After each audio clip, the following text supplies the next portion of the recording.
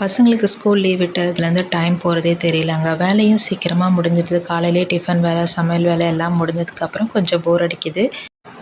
ஆரி ஒர்க்கும் ஸ்டிச்சிங்கும் கொஞ்சம் பண்ணால் டைம் போகிறது தெரியாது. சரி, ஒரு 10 டேஸ் கழித்து தான் ஸ்டார்ட் பண்ணலான்னு நினச்சிருந்தேன். சரி, அதுக்குள்ளே கட்டிங்லாம் மட்டும் போட்டு வச்சுக்கலாம். ரொம்ப நாளுக்கு முன்னாடி எடுத்த புடவை எல்லாமே நிறைய இருந்தது. ஆடி மாதம் சாமி கும்பிட்டது, அப்புறம் வச்சு படைச்ச துணியெல்லாம் ஒரு 4-5 இருக்குது புடவை. சரி, அதுக்கெலாம் முதல் கட்டிங் வந்து போட்டுடலான்னு சொல்லிட்டு இன்றைக்கி அந்த பேப்பர் கட்டிங்கை வச்சு ட்ரேஸ் பண்ணி வந்து ஒரு ப்ளவுஸை கட் பண்ணி பார்த்தேன் எப்படி வருதுன்னு சொல்லிட்டு. இதை ஸ்டிச் பண்ணி முடிச்சதுக்கப்புறம் இது எந்த அளவுக்கு கம்ஃபர்டபுளாக இருக்குன்றதை நான் உங்களுக்கு ஷேர் பண்ணுறேன். இதோட கட்டிங்கை மட்டும் இன்றைக்கி நான் எடுத்து போட்டு வச்சுருந்தேன். மற்ற ஒரு 3 ப்ளவுஸ் தைக்க வேண்டியது இருக்குது. அதுக்கு இன்னும் ப்ளவுஸ் பிட் எடுக்கலை. எடுத்துகிட்டு அதுக்கும் கட்டிங்ஸ் போட்டு வச்சிடலான்னு பார்க்குறேன். இது வந்து சில்க் காட்டன் ப்ளவுஸ் தான் நான் எடுத்திருக்கேன். இது வந்து இந்த சாரீ பார்த்திங்கன்னா சின்னதாக இருக்க மாதிரி இருந்தது. அதனால் நான் அதில் வந்து ப்ளவுஸ் பிட் கட் பண்ணாமல் தனியாக வந்து மெட்டீரியல் எடுத்திருந்தேன். ப்ளவுஸில் பார்த்திங்கன்னா நம்மளுக்கு ப்ராடாகவும் நெக்கு வரணும், நல்லா லென்த்தாகவும் இருக்கணும். ஹைட்டுனா வந்து மேலே வந்து நம்ம ஒரு 2 இன்ச்சுக்கு மார்க் பண்ணிவிட்டு கீழே பார்த்திங்கன்னா வந்து நம்ம ஒரு 3 இன்ச்சுக்கு அகலம் வச்சுருந்தோன்னா நம்மளுக்கு அந்த ப்ராடும் கிடைக்கும், நம்மளுக்கு வந்து ஷோல்டரும் இறங்காமல் இருக்கும், கம்ஃபர்டபுளாக இருக்கும்.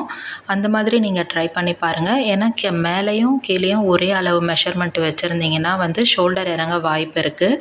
இன்றைக்கி பார்த்திங்கன்னா ஏசி வந்து நாங்கள் இன்ஸ்டால் பண்ணதுக்கப்புறம் ஒரு ஜன்னல் மட்டும் சுத்தமாக மூடவே முடியல. அந்த கார்னர் பார்த்திங்கன்னா ஒரு இன்ச்சுக்கு கேப் இருந்துகிட்டே இருந்தது. இதனால் கூலிங் கம்மியாகிடுமோன்னு சொல்லிட்டு என்ன பண்ணுறதுன்னு யோசிச்சுட்டு இருந்தேன். எனக்கு ஒருத்தவங்க ஐடியா கொடுத்துருந்தாங்க. இந்த மாதிரி ரஃப் ஷீட்டை வச்சு தேய்ச்சிங்கன்னா வந்து அது அந்த எட்ஜு வந்து கொஞ்சம் தேஞ்ச மாதிரி ஆகும். அதுக்கப்புறமா வந்து லாக் போட்டுக்கலாம் அப்படின்னு சொல்லியிருந்தாங்க. சரி, இது எப்படியும் கார்பெண்டர் தான் வர வச்சு ஒரு வேலை வளர்க்குமோ, ஒரு எக்ஸ்ட்ரா செலவாகுமோன்னு நினச்சி பயந்துட்டு இருந்தேன். சரி, 2-3 நாளாக யோசிச்சுட்டே இருந்தேன். இன்றைக்கி போய் கடையில் அதை வாங்கிட்டு வந்துட்டு அந்த ரஃப் ஷீட்டை வச்சு நல்லா தேய்ச்சதுக்கப்புறம் பார்த்திங்கன்னா ஈஸியாக லாக் பண்ண முடிஞ்சுது.